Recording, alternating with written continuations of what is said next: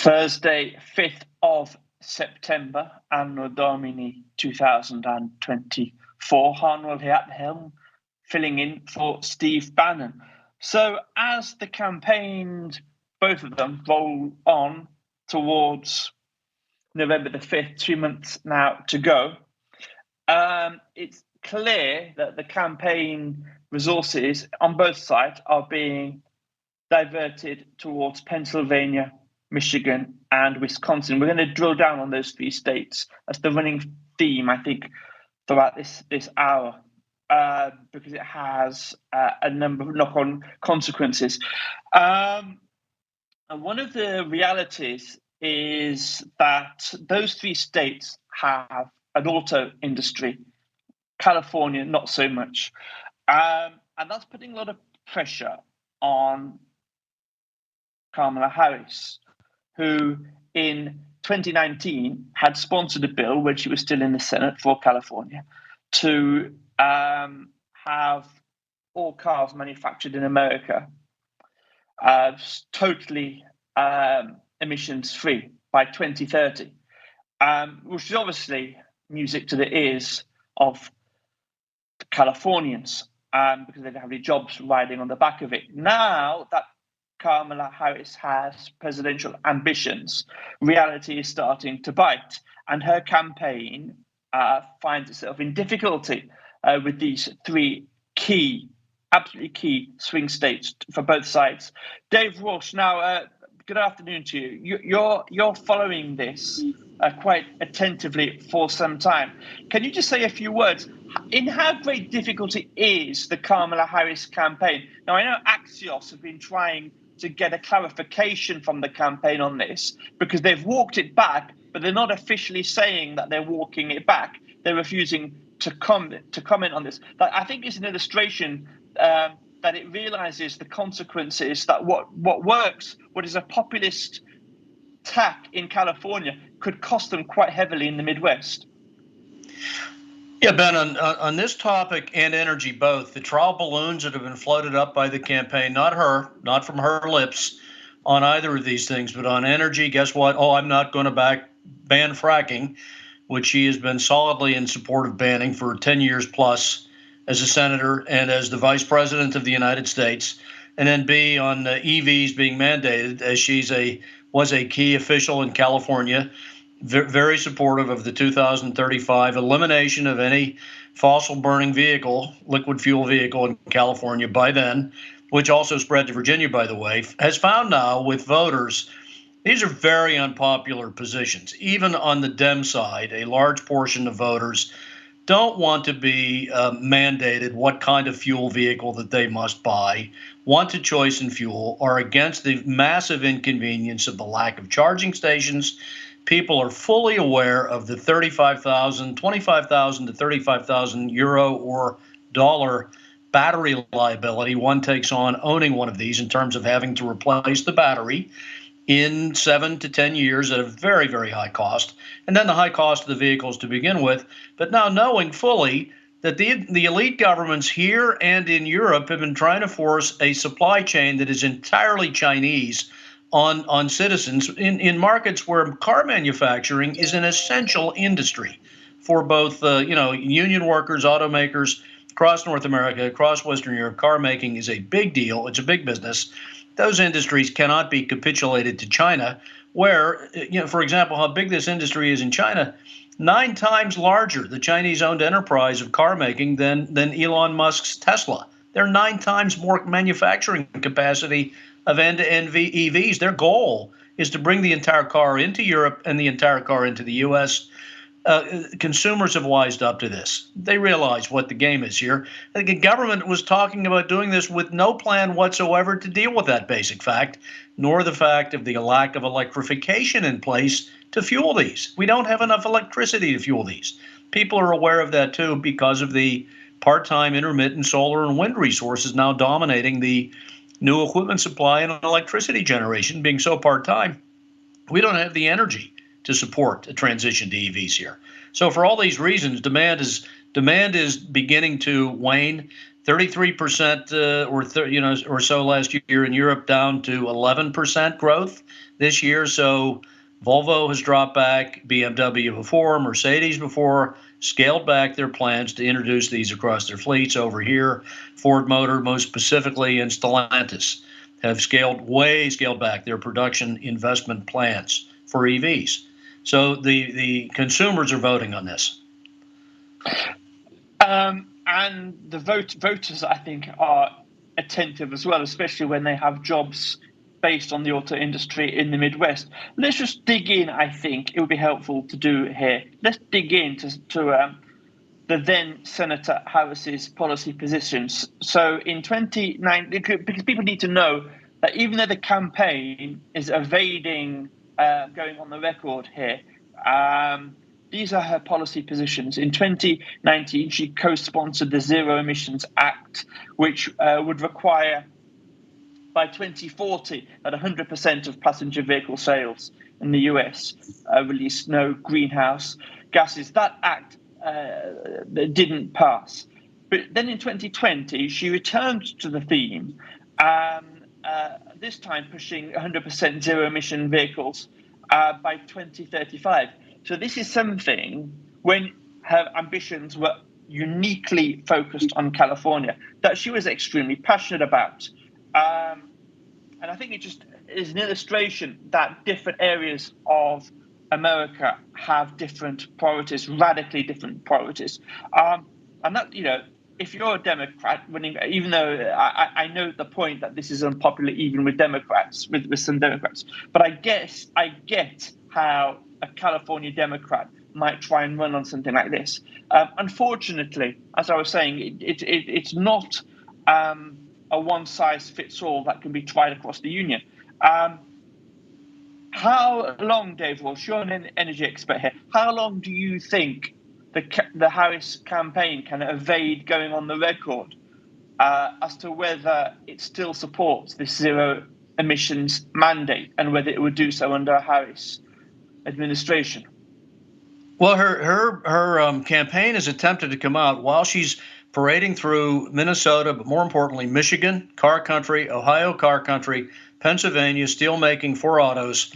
While she's parading through those states, she's now come out and said, well, no, I don't support EV mandates. Her campaign has said that. So she's got the protection of, well, she didn't say that. When she leaves these states, you go to California, where she's pushed this with government officials there into legislation by 2035. It's a whole different story. There's no auto industry there to speak of. There is an oil industry with Chevron, but no auto industry. So it's a lot easier sell there to elites in California that, guess what, we can force you because we're smarter than you on what kind of a fueled vehicle to drive. I think she's not going to backwalk it while she's campaigning up in the Rust Belt and in car country, which also now extends to Tennessee, Mississippi, car factories owned by large players like Toyota and Hyundai and GM down there. She's done the same thing on energy with fracking, this commentary. She has been an ardent supporter of the banning of fracking. You can trace back to any number of comments, definitive statements she's made wanting to ban it over the last 12 years. And in her role as vice president of the United States, suddenly changing her mind through her campaign folks, not her own lips directly. But, a sign, many folks see this for what this is. It's just duplicitous lying on the campaign trail to shape messages state by state that certainly would be walked back if she's elected. Certainly. Selected. Look at the history of what she has done in her role as the second in command in the country. All about banning oil, gas, and gas-powered vehicles. All about that through environmental regulations. Given how key now these three states, Pennsylvania, Michigan, and Wisconsin, are going to be in the 2024 election cycle, I think it's absolutely imperative. I would gently suggest this to the Trump campaign that they drill down on this, and probably in the debate. The debate would be a perfect opportunity to put Kamala Harris under great pressure here. I just want to put in the details to what you mentioned.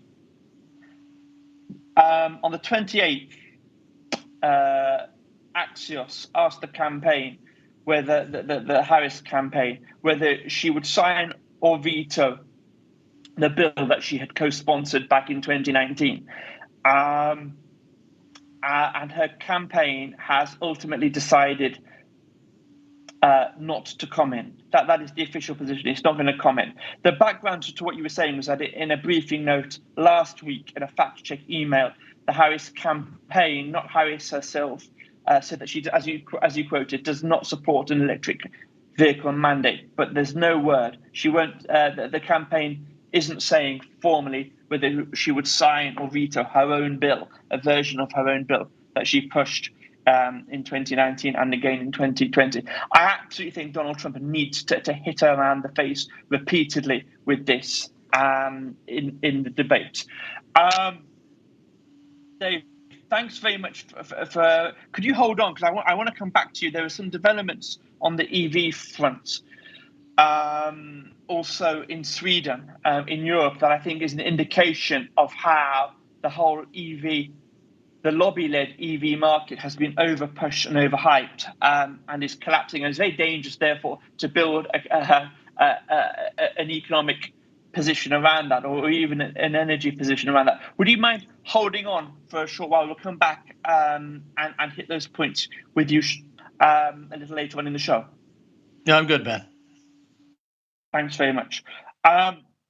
Let's go over, if I may, to Michael Patrick Leahy, who joins us. Michael Patrick, thanks very much. I think you've got some news for us, don't you? An update on the shooter in Tennessee from a short while or so ago. Ben Harwell, it's great to be with you, and it's great to see you at the former Breitbart Embassy and not in Rome. You're doing a great job filling in for our very good friend Stephen K. Bannon, who we hope will be released from his political imprisonment in Danbury, Connecticut, under contempt of Congress charges that are, just terrible. But you're doing a great job. Yes, at the Tennessee Star, TennesseeStar.com, on Tuesday, we released the Covenant Killers Manifesto. And it's really actually a total of, it's a total of 90 pages of all of her journals, writings, a diary that was left in her vehicle on March 27, 2023, the morning on which she killed 6 people in Nashville. And that afternoon, the police discovered this journal. We released it. The courts have been in the courts ever since. And our court battles to get these documents released at the state level weren't successful at the trial level. They weren't successful yet at the federal level. But independently, we legally obtained these documents and we released it. And they show a very troubled young lady who thought she was identified as a transgender male and who had very serious mental health problems. And the issue here is the massive failure of our mental health system. And the issue isn't gun control, it's the failure of our mental health system.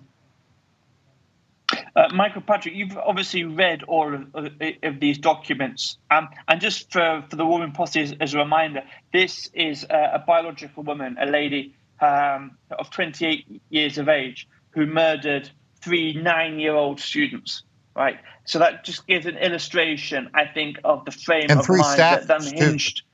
And 3 staffers, so 6 people total. That's right. That's right. Reading through these documents, what was your first impression, your first overriding impression as you're reading the texts of these documents as to the mental decomposition of this biological woman? And let's not forget, at the time of this, and I remember this, Michael Patrick, the mainstream media originally tried to suppress the fact that we were dealing with someone who had a transgender ideation.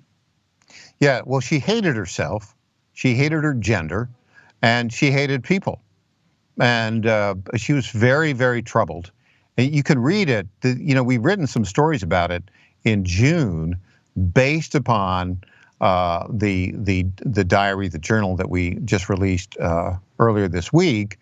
But when you see it in her own handwriting, and you see how utterly lacking in any hope for the future she was, how despondent she was, how filled with suicidal ideation she was, how she wanted to die, how she wanted to kill her father.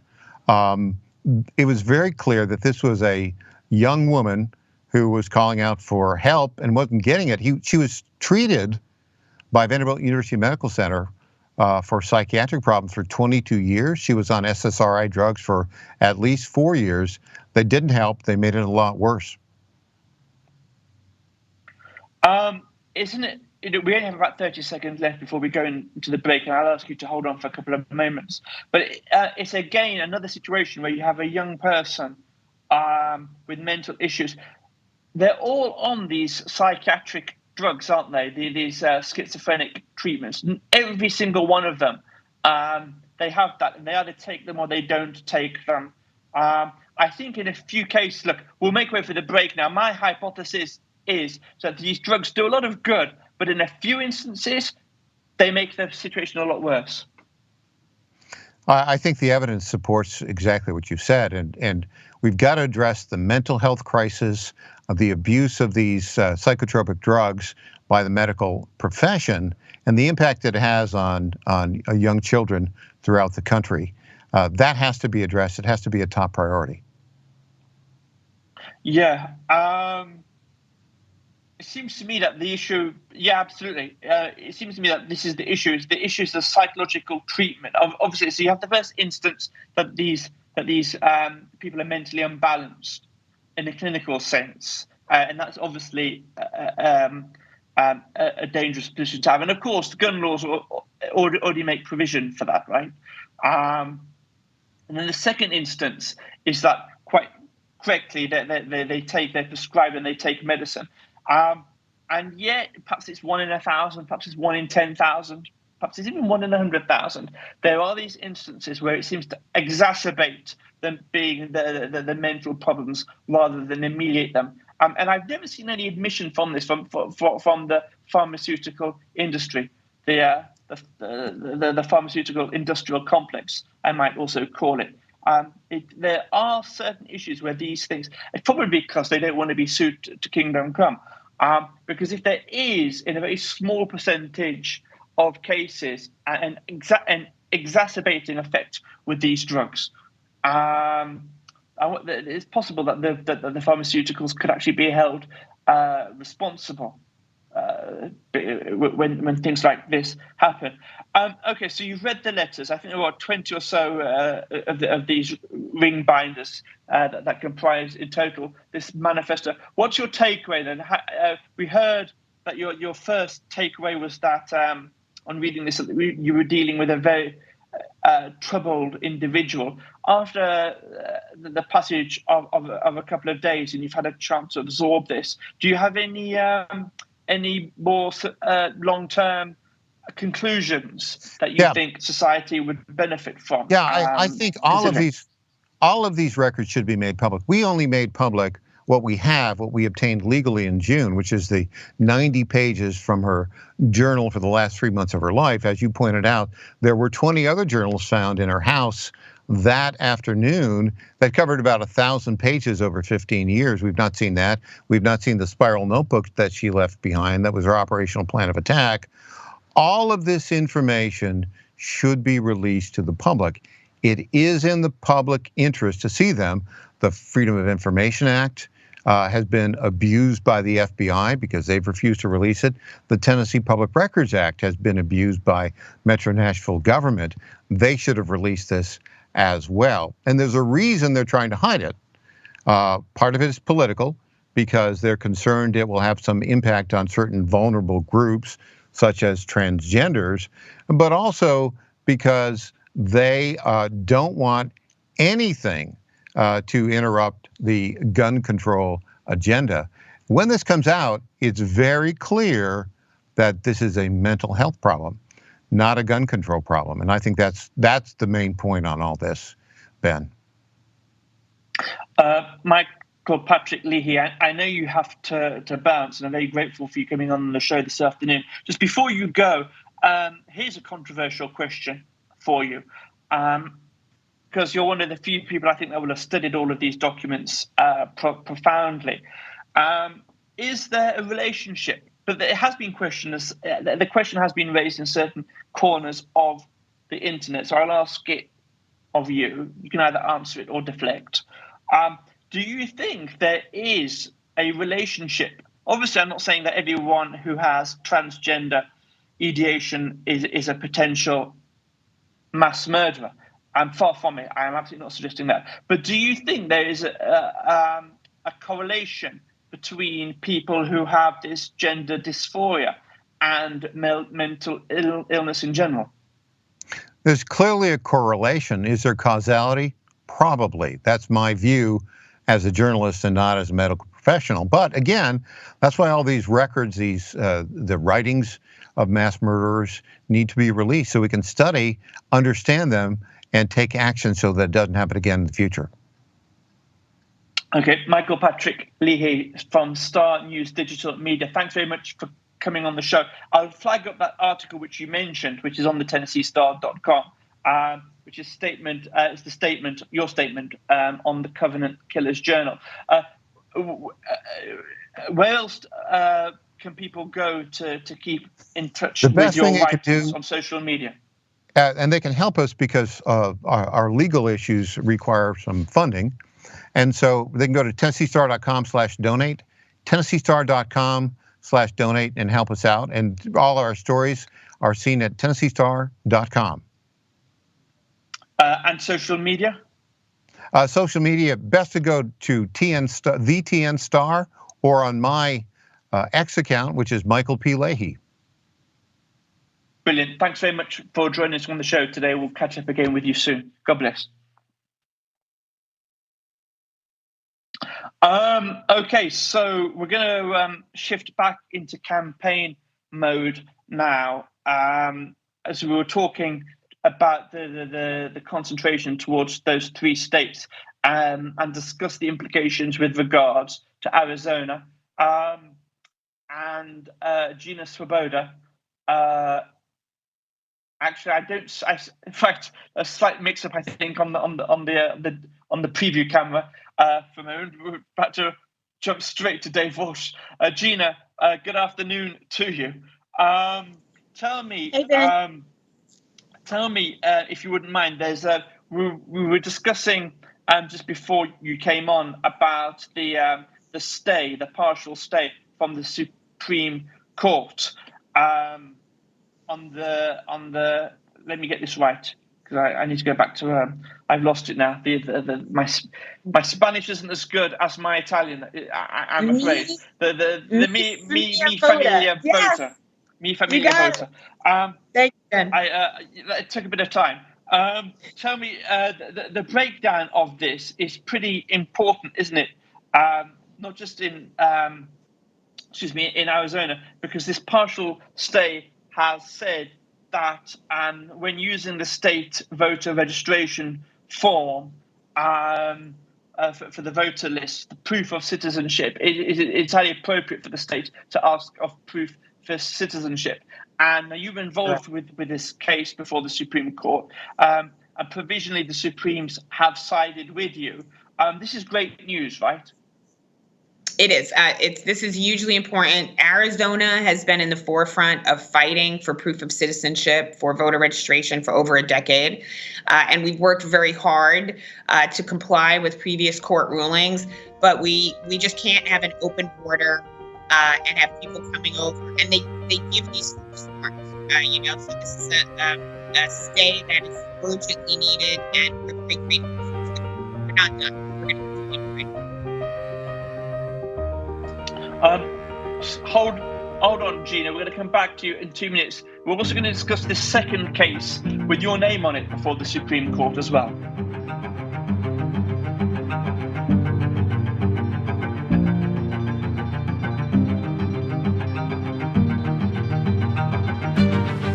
In these crazy times, there is peace of mind in security. Security for our country, security for our leaders, and security for our families.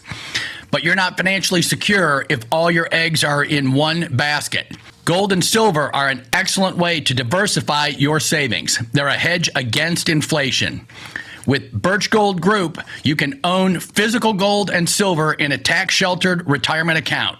Secure your family's savings today. Text Bannon to 989898 and receive a free info kit on gold. Plus, this August only, Birch Gold is giving away free Trump silver coins with any purchase. This brand new one-of-a-kind silver coin features Trump boldly raising his fist in the moments after the attempt on his life. Don't miss your chance to own this special piece of history, a celebration of a leader dedicated to our security, preserved in the security of a precious metals coin. Secure your savings today and get your free Trump silver coins. Text Bannon to 989898 today. That's Bannon to the number 989898. Homes across America are being stolen every day. It's called title theft, and it's why you need to get home title protection from HomeTitleLock.com today. If no one's keeping an eye on your title, then it's just a matter of time until they target you too. Don't fall prey to these thieves. Go to HomeTitleLock.com today and make sure your title is safe. Use promo code Bannon and get a complete title scan of your home's title and your first 30 days of triple lock home title protection for free. That's HomeTitleLock.com, promo code Bannon. All this nonsense, all this spin, they can't handle the truth. War Room Battleground with Stephen K. Bannon. Welcome back. So I'm talking with Gina Swoboda, the head of the Arizona GOP, about this Supreme Court victory of just a few days ago, this partial stay. Tell us a bit more, please, Gina, about this. Were you expecting to be confirmed by the Supreme Court? Obviously, I know that you were involved with bringing the case. But how confident were you that the Supremes would actually line up behind you? And what do you think this means for the rest of the states in the union? I think it is a breakthrough that needed to be made. It's a partial stay pending the Ninth Circuit's ruling on the hearing, right?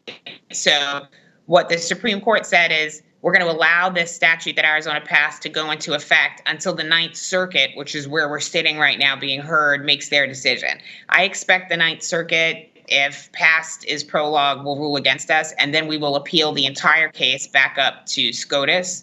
I don't know if we'll make it there by September 21st. September 21st is when the ballots go out to the military. That's a national date that's set in federal law.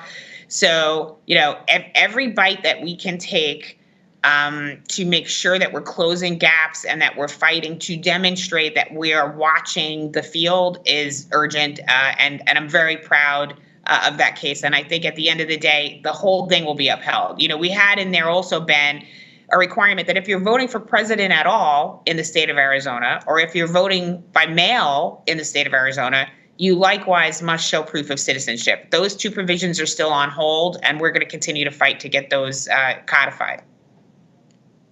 And that's absolutely incredible. Now, could you tell us, please, a bit more about the early voting, the in-person early voting, and how you're readying for that in Arizona? Thank you. Yes. So Arizona has 27 days of early voting. That's going to start on October 9th.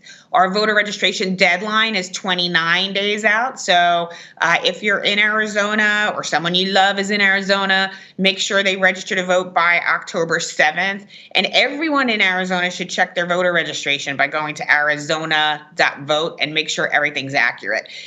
As President Trump would say, the way that you want to vote, that's the way to vote. We want everyone to vote in whatever method appeals to them.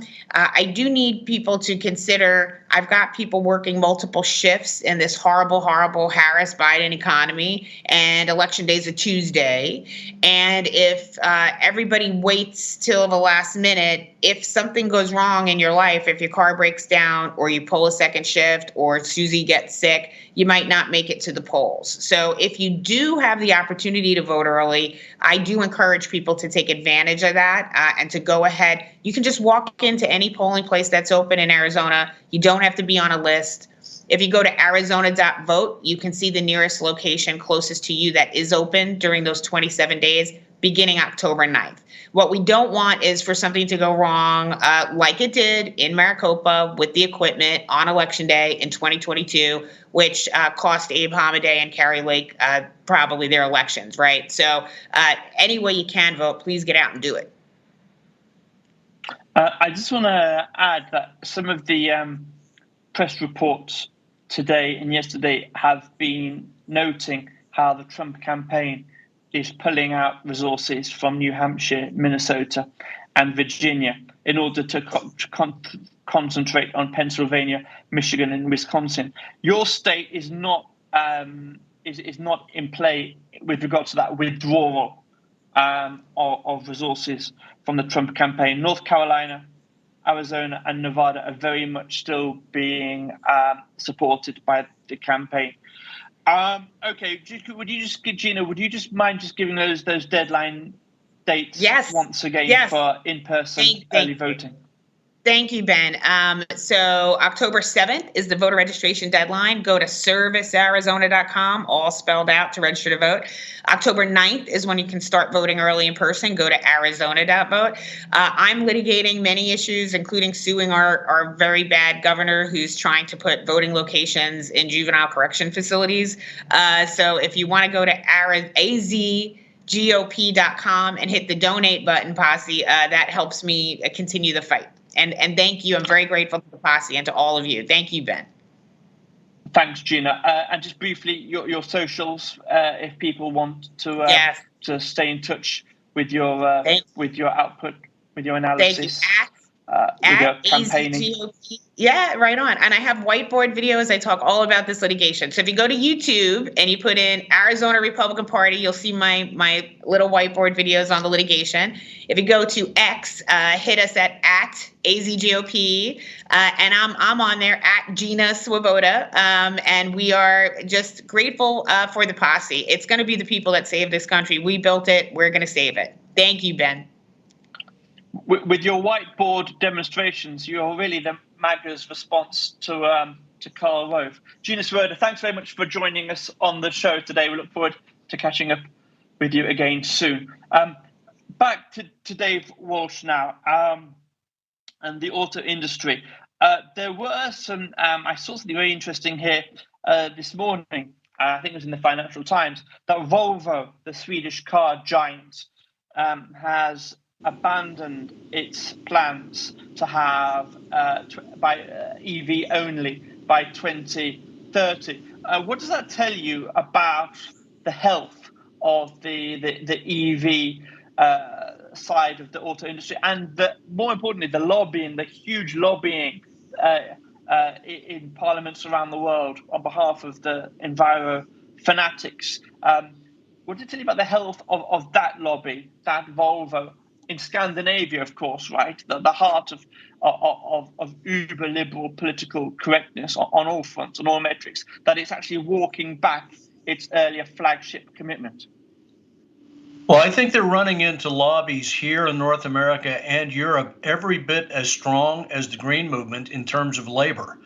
Labor, which is way behind governments historically in Europe, and we've been very critical over here of high tariffs in Europe protecting labor, but labor is a big deal in Europe, as it is in the Rust Belt here, and that's who's pushing back on this, as Volvo announces dropping their announced 2030 target to make EVs only across their vehicle lineup, slow that down, and begin to introduce a heavy mix of hybrid vehicles into their portfolio, joining Mercedes, who have done the same thing in the last 3 months, BMW the same thing in the last 2 or 3 months, Peugeot, I think Renault, the same thing in the same kinds of announcements in the last 3 months. This is a trend here too with Ford. Ford has scaled back massively in plans to build EV plants in Canada and here in the U.S. in favor of light vehicle trucks that are gas powered. So you're seeing the labor side of the impetus on government begin to take its toll on the Green Movement, with the absolute necessity to hang on to manufacturing jobs making cars. Because it's very clear to most, the elite governments have been pushing an agenda that is actually all about China. China's capacity to make cars is 9 times larger than Tesla, and their goal and objective is to support exportation of end-to-end vehicles, not just selling Musk batteries, but entire vehicles here in Europe. Folks are wising up to that, plus the unreliability and other issues mentioned. So they're the lobbyists for labor are look like they're lately prevailing on this important topic. And Dave, you and I were speaking yesterday, not on the show, but you and I were speaking yesterday about this story, and staying obviously on the energy front here, about this the oil tanker that crashed. And there's the Washington Post spin on this, and then they said this dark, in scare quotes, the dark tanker crash exposes dangers of China's thirst for cheap oil. Start off with this headline, if you wouldn't mind, as we talk about the Cherries 1 oil tanker. Is it realistic? Are they trying to frame something here, talking about China's so-called thirst for cheap oil, as if it's only China that has this? They're continuing to support the propaganda media in the West, in Western Europe, and here. Canada, the U.S., Australia, New Zealand, 9 countries in Western Europe, a grand total of 13 countries in the world, egregiously behind greening up at all costs to their industrial might, to their defense, to their economies. Economies be damned. Let's become green.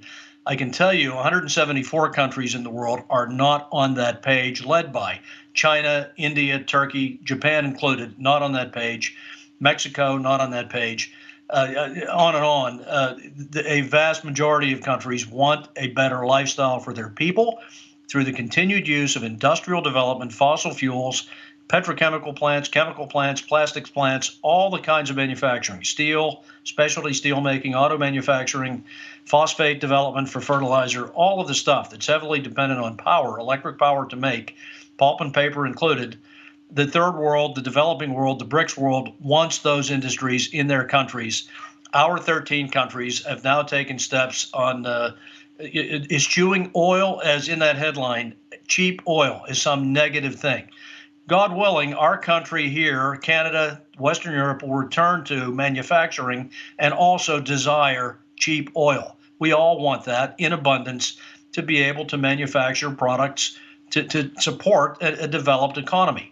Because we're talking about most of this kind of industrial production being abdicated entirely by the West, and the Green Movement would be happy to see that happen as production of these core manufacturing elements I described, aluminum being another one, begin to transit offshore to the developing world, leave Western Europe, leave the U.S., and leave us badly, badly exposed to China being way past us industrially and militarily.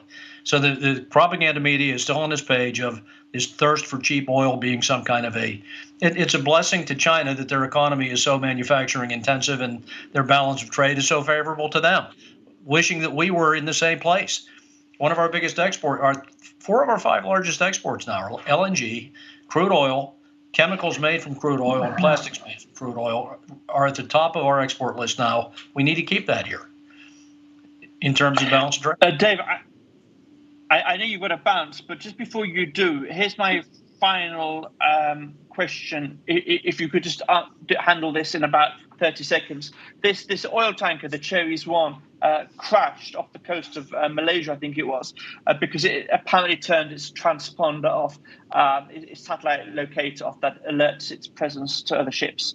And the reason it was doing this, according to the Washington Post, but very legitimate explanation, I think, is that it was involved in some way with breaking the sanctions that had been imposed on Russia, and also, I think, against the Iranian regime as well.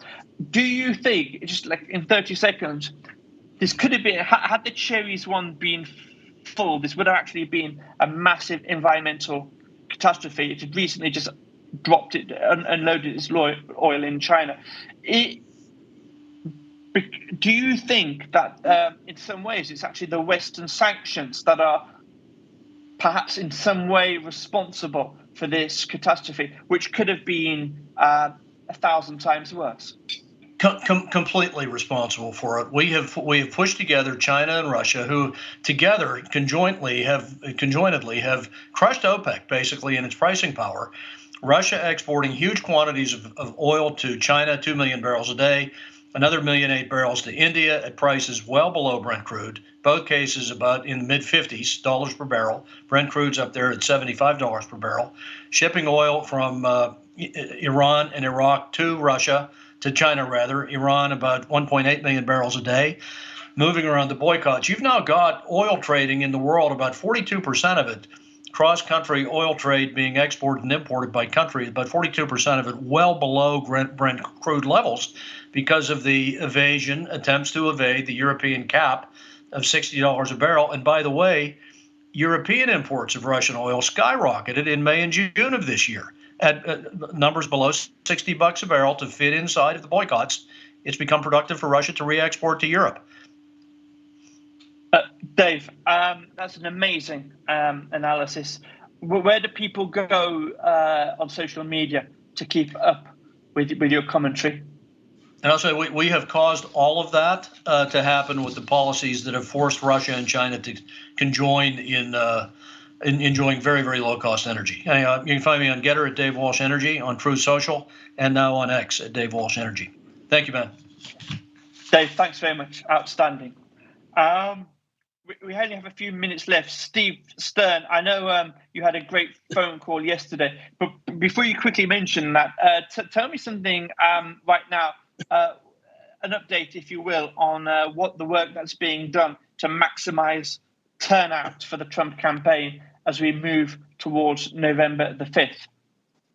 Well, in Florida, which I'm at, I'm the vice chair of Broward Republican Executive Committee.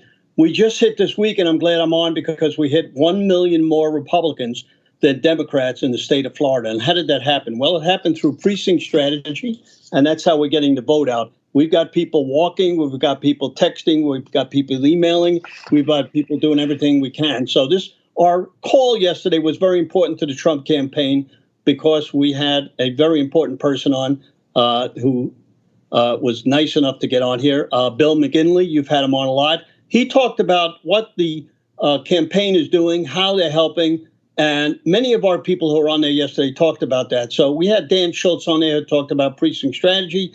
We had Ann Vandersteel talking about what's going on in Florida. And if you want to see what's happening, I'll tell you about it a little more people because I know we have limited time. But the first thing is we talked about being a poll watcher and a poll worker. This is going to be very important because in Pinellas Park, they had 219,000 ballots that were sent out that were not requested.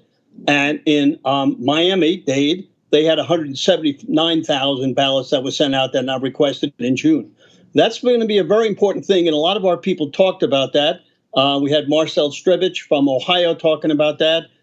We had Greg Stenstrom on who talked about that in Pennsylvania. We had Catherine Engelbrecht, who you always have on, True to Vote. So we're getting the people out to vote here in Florida, but we got to work in other areas of the country because there is 30 different counties that are going to make a difference in this election. And if we don't get into those counties and walk and get people involved, it's not going to happen. Also, we all want to think about Steve Bannon. We had Maureen Bannon on there. She talked about his shirt that we're doing, standwithbannon.com. So if you want to get that shirt, go to standwithbannon.com. Let's remember him because everybody talks on his show, including you, is the voice of Steve Bannon. And I know we know that very well. And also he would talk about, because Maureen Bannon talked about, get involved with TrumpForce47.com. That's how we're going to win this. We got 20,000 people have signed up. We need 100,000 people to sign up. So let's get involved. Let's do that. And if you want to see anything about our Zoom meeting where we had 130,000 people on it, go to sternamerican.com, sternrumble.com. You can see it from yesterday. It's going to be happening again on the 25th. If you want to come and see it live, go to stern1054gmail.com and we'll send you a link to the thing. Thank you very much for having me on. I know we only had a limited time, so action, action, action. Let's get it done, Ben. Steve Stern, you're absolutely incredible hero, personal hero of mine. In the closing minutes of the show, of the show, Tage Gill, tell us about Warpath Coffee offers for the posse. Yeah, we're veteran owned. It's the smoothest coffee you're going to drink. You can drink it black. You don't need any milk, any sugar. You go to warpath.coffee and use promo code War Room. Right now we're doing 15% off for the Posse. The Posse is they support us like you wouldn't believe. We have so many coffee drinkers in the Posse. So warpath.coffee, promo code War Room, and you'll see on our website over 5,000 5-star reviews, and most of them are from the Posse. So try it. And right now we just dropped 2-pound bags in the Mariners Blend. And the Mariners Blend, like I said, we actually created it for Steve Bannon, and he loves this coffee. This is his favorite coffee. This is the only thing he drinks. Yeah, I think you actually successfully weaned him off the Red Bull or whatever it was, that stuff he was drinking, and got him addicted to caffeine instead. Tage Gill, thanks very much indeed. We'll catch up again with you soon on the show. Thank you, War Room Posse, for joining us today. We'll be back at 10 o'clock tomorrow morning. God bless for now.